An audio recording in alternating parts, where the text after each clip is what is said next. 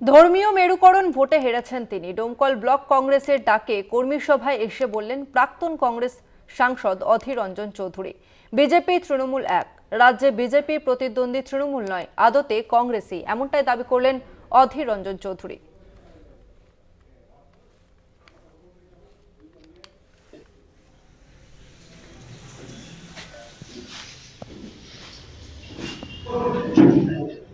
আজকে পশ্চিমবঙ্গ বিধানসভায় কোন বিজ্ঞ মানুষ, কোন সচেতন মানুষ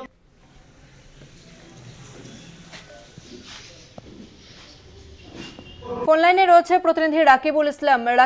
রাকিবুল, অধীর রঞ্জন চৌধুরীর এই মন্তব্যে স্থানীয় তৃণমূল নেতৃত্বের কি প্রতিক্রিয়া?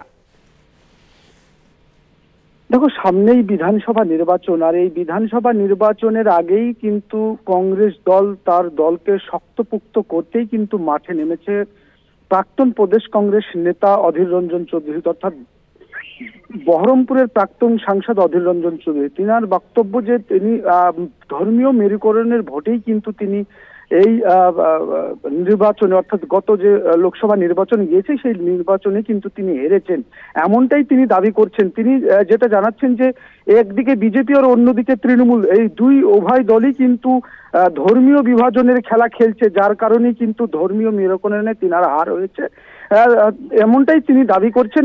ডোমকলের যে কর্মী সম্মেলন, সেই কর্মী সম্মেলনে এসেই তিনি এমনটাই মন্তব্য করেন। আর এই মন্তব্যের জেরে কিন্তু বাম কংগ্রেস, দুঃখিত, তৃণমূল এবং বিজেপি এই বক্তব্যে কিন্তু যদিও গুরুত্ব দিতে নারাজ।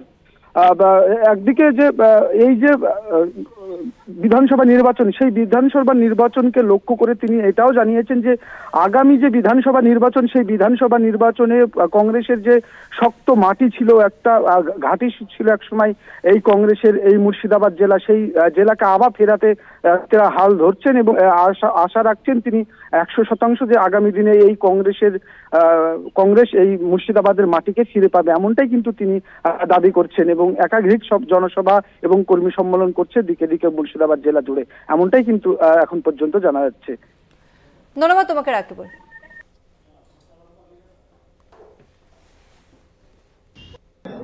এই বিজেপি এবং তৃণমূলের ধর্মীয় মেরুকরণকে শেষ করতে কি নতুন পদক্ষেপ গ্রহণ করছে? নতুন পদক্ষেপ কিছু না, মানুষ ধীরে ধীরে সতর্ক হবে, কারণ বিজেপি আর তৃণমূলের উদ্দেশ্য এক, স্বার্থ এক, লক্ষ্য এক।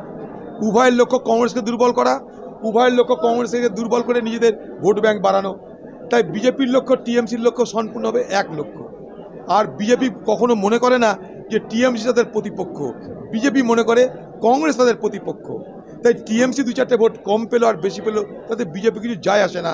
এটা কিন্তু ভারতবর্ষের মানুষ, এই বাংলার মানুষকে এটা বুঝতে হবে।